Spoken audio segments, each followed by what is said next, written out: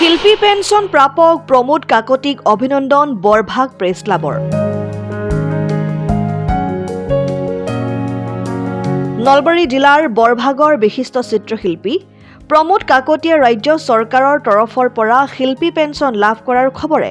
বৰভাগবাসীক আনন্দিত কৰি তুলিছে। দীৰ্ঘদিন ধৰি শাৰীৰিক অসুস্থতাত ভুগি থকা কাকতিয়ে অৰ্থৰ অভাৱত ভালদৰে চিকিৎসা কৰিব নোৱাৰা পৰিস্থিতিয়ে পৰিয়ালটোলৈ দুৰ্যোগ নমাই আনিছিল। জীৱনৰ সুদীৰ্ঘ সময় চিত্ৰশিল্পৰ লগতে অসমৰে কেইবাটাও ভ্ৰাম্যমাণ নাট্য দলত কলা নিৰ্দেশক হিচাপে কাম কৰা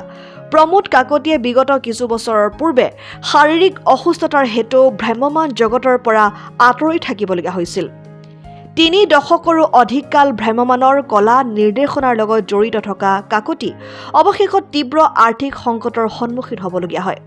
নিজৰ চিকিৎসাৰ নামত সৰ্বশান্ত হোৱা কাকতিয়ে পশুধন পৰ্যন্ত বিক্ৰী কৰি চিকিৎসা সেৱা চলাই যাব লগা পৰিস্থিতিয়ে পৰিয়ালটোক ভাৰাক্ৰান্ত কৰি তুলিছিল।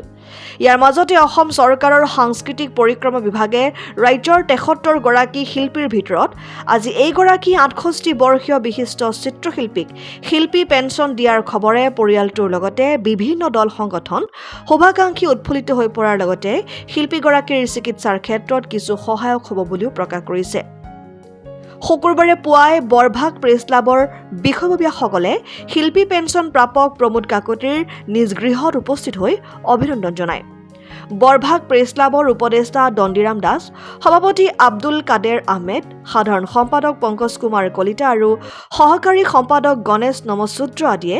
প্ৰমোদ কাকতিৰ গৃহত উপস্থিত হৈ তেওঁক গামোচা, ধৰ্মগ্ৰন্থ আৰু কলম প্ৰদান কৰি শুভেচ্ছা জ্ঞাপন কৰে। মই এই স্বীকৃতি চৰকাৰীভাৱে স্বীকৃতিটো পাই মই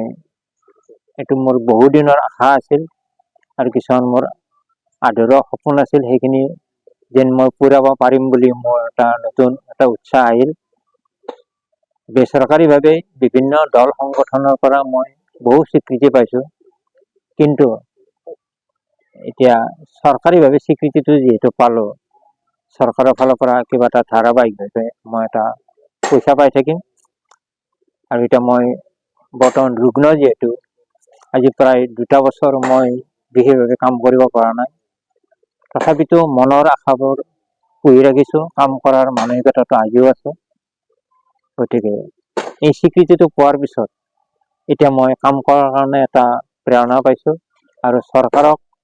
তথা বিভিন্ন দল সংগঠন শুভাকাংক্ষী সকলোলৈ মোৰ আন্তৰিক অভিনন্দন জ্ঞাপন কৰিছোঁ আৰু বৰ্তমান চৰকাৰখনলৈও মোৰ আন্তৰিক শ্ৰদ্ধা নিবেদন কৰিছোঁ। 8 বছৰে যেতিয়া মোৰ 60 বছৰ সম্পূৰ্ণ হ'ল, যিহেতু আমি আৰ্থিকভাৱে দুৰ্বল আৰু 60 বছৰৰ পিছত পেঞ্চন লাভ কৰাৰ কাৰণে মই প্ৰতি বছৰে মই আবেদন কৰি আহিছিলোঁ, কিন্তু এইবাৰ মই এই স্বীকৃতিটো পালোঁ, পাই মই বৰ আনন্দিত হৈছোঁ। আৰু মোৰ আধৰুৱা যিখিনি কাম মনত ভাৱ আছে, সেইখিনিৰ কাৰণে অগ্ৰসৰ হোৱাৰ কাৰণে মই চেষ্টা কৰিম। যোৱাবেলি এইবাৰ নলবাৰী ৰাস মহোৎসৱত মোক গুৰুজী আদ্য শৰ্মা বঁটাটো প্ৰদান কৰিছিল। সেইদিনাও মই মোৰ জীৱনটো গুৰুজীৰ নামত মই এই বঁটাটো পাই মই নিজকে ধন্য মানিছোঁ। ইয়াৰ আগতে মই জীৱনজোৰা সাধনা বঁটাও পাইছোঁ, ৰাজ্যপালে দিছিলে অসম সাংস্কৃতিক মহাসভাৰ পৰা, তেতিয়াও মই আনন্দ পাইছিলোঁ। কিন্তু আটাইতকৈ আজি মই বেছি আনন্দিত এইকাৰণে কি, মই আৰ্থিক হিচাপে মই এতিয়া অলপ সহায়ক হ'ব আৰু মই কিছু সকাহ হ'ব, মই কাম কাজতো আগবাঢ়িব পাৰিম আৰু মোৰ চিকিৎসাৰ ক্ষেত্ৰতো অলপ মোৰ সকাহ পাম। সেইকাৰণে মোৰ শুভাকাংক্ষী মোৰ অসুখৰ সময়তো মোৰ সাংবাদিক বন্ধু বৰ্গ বহুতে মোক খবৰ কৰিছিল, সম্প্ৰচাৰ কৰিছিলে। গতিকে আটাইৰে আশীৰ্বাদ পুষ্ট হৈ আজি মই এই স্বীকৃতিটো লাভ কৰিবলৈ সক্ষম হৈছোঁ বুলি মই অনুভৱ কৰিছোঁ। আমাৰ বাবে এক আচলতে গৌৰৱৰ খবৰ আৰু বৰভাগবাসীৰ বাবে এক গৌৰৱৰ খবৰ, কিয়নো বৰভাগৰ কালাকগাঁও নিবাসী বিশিষ্ট চিত্ৰশিল্পী প্ৰমোদ কাকতি ডাঙৰীয়াই এইবাৰ ৰাজ্য চৰকাৰে যি কালি ঘোষণা কৰিছে শিল্পী পেঞ্চন তেওঁ লাভ কৰিবলৈ সক্ষম হৈছে আৰু তেওঁলৈ আচলতে চৰকাৰে এক স্বীকৃতি প্ৰদান কৰিছে তেখেত যে এগৰাকী শিল্পী আৰু সেই কথাটোৱে আমাক আচলতে গৰ্বিত কৰি তুলিছে প্ৰতিজন বৰভগীয়াক আৰু আমিও গৰ্বিত হৈ উঠিছোঁ কিয়নো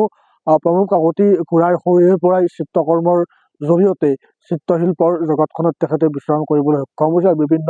চিত্ৰ তেওঁ উপহাৰ দিছিল তাৰ লগে লগে তেওঁ বিভিন্ন থিয়েটাৰত তেওঁ কৰ্ম সম্পাদন কৰিছিল বিভিন্ন থিয়েটাৰত তেওঁ কাম কাজ কৰিছিল আৰু তেওঁ চিত্ৰৰ যোগেদি আচলতে বাস্তৱ জীৱনক তেওঁ প্ৰতিবাদ কৰি তুলিবলৈ সক্ষম হৈছে আৰু তাৰেই যেন আজি আচলতে স্বীকৃতি চৰকাৰে তেওঁক স্বীকৃতি প্ৰদান কৰিলে তেওঁ শিল্পী পেঞ্চন লাভ কৰিলে স্মৰ্তব্য যে তেওঁ বিগত ৮ বছৰ ধৰি এই শিল্পী পেঞ্চনটোৰ বাবে তেওঁ আবেদন কৰিও সুফল পোৱা নাছিল তেওঁ আচলতে স্বীকৃতি লাভ কৰা নাছিল এইবাৰ যেনিবা তেওঁ লাভ কৰিলে আৰু তাৰ বাবে আমি অসম চৰকাৰৰ সাংস্কৃতিক বিভাগকো আমি ধন্যবাদ জ্ঞাপন কৰিছোঁ আচলতে প্ৰাপ্যজনে এই আচলতে এই স্বীকৃতিটো লাভ কৰিবলৈ সক্ষম হৈছে তাৰ বাবে আমি চৰকাৰ তথা বিভাগীয় কৰ্তৃপক্ষক আন্তৰিক ধন্যবাদ জ্ঞাপন কৰিছোঁ লগতে সন্মানীয় খুৰাৰ আমি সুস্বাস্থ্য আৰু দীৰ্ঘায়ু জীৱন কামনা কৰিছোঁ আৰু তেখেতে অনাগত সময়তো আমাক বিভিন্ন আচলতে চিত্ৰকৰ্মৰ যোগেদি আমাক তেওঁ চিত্ৰকৰ্মৰ আচলতে সৃষ্টিৰাজি সেই সৃষ্টিৰাজি যে আমাক আচলতে আপ্লুত কৰি ৰাখক আমি তেখেতৰ পুনৰবাৰ সুস্বাস্থ্য আৰু দীৰ্ঘায়ু জীৱন কামনা কৰিছোঁ আৰু তেখেতক আমি আন্তৰিক শুভেচ্ছা জ্ঞাপন কৰিছোঁ news desk report Assam time ঘৰত আনন্দ আৰু সম্পৰ্কৰ চমক বজাই ৰাখিবলৈ জৰুৰী হৈছে সকলো আনন্দময় মুহূৰ্তত মৰমৰ উপহাৰ দিয়াটো সেইবাবে মধুশ্ৰী জুৱেলাৰ্ছে আনিছে সকলো ৰঙীন ক্ষণৰ বাবে বিশেষ গহনা হীৰাৰে হওক সোণৰে হওক বা ৰূপৰে হওক শ্ৰেষ্ঠ ডিজাইনছ আৰু হলমাৰ্কযুক্ত গহনাই ৰাখে সম্পৰ্কক নিখুঁত তেনেহ'লে আজিয়ে আনক আনন্দ মধুশ্ৰী জুৱেলাৰ্ছৰ সৈতে যোগাযোগ কৰক 7002800341 নাইবা ভিজিট কৰক LNB ৰোড নলবাৰী অসম